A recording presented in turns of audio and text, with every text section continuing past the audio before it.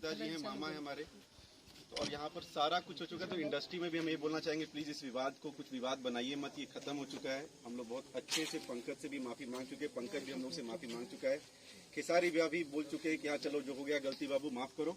अब भैया को आप लोग समझिए कि हेल्प कीजिए, भाई को हेल्प कीजिए, भोजपुरी समाज को हेल्प कीजिए, सबको, और विवाद नहीं किया जाए। पंकज हमनी के छोट भाई है और घर के अगर भुलाई लेके घरे आ जाओ तो, और हमनी के उहे बात सॉरी बोलले बनी जाए, दोनों ओर से गलती भइल बा। और जितना हमनी के यथा संभव होई भाई के हेल्प करब जा, लिखब जा, बाजी गाना, एकरा में बाकी लोग के मजा ले लगे कोनो जरूरत नहीं है। हमनी के घर के सदस्य हैं। ये बात आप भी बोलती थी, कोई ना ले, बहुत ढेर विवाद क्यों तरह हो गई।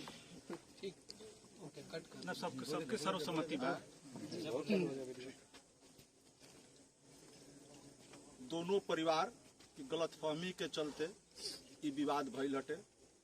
थोड़ा सा समझदारी आदमी रखी तो जीवन में कभी कोनो विवाद ना हुई, समाज बहुत आगे बढ़ी।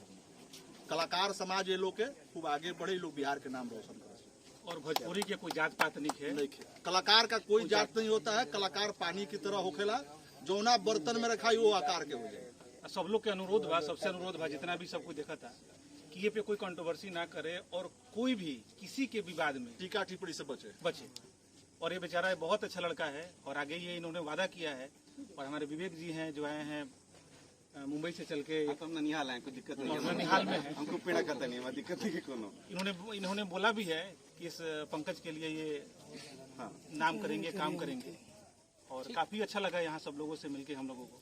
चलो सबको धन्यवाद बोलो, हाथ जोड़ के।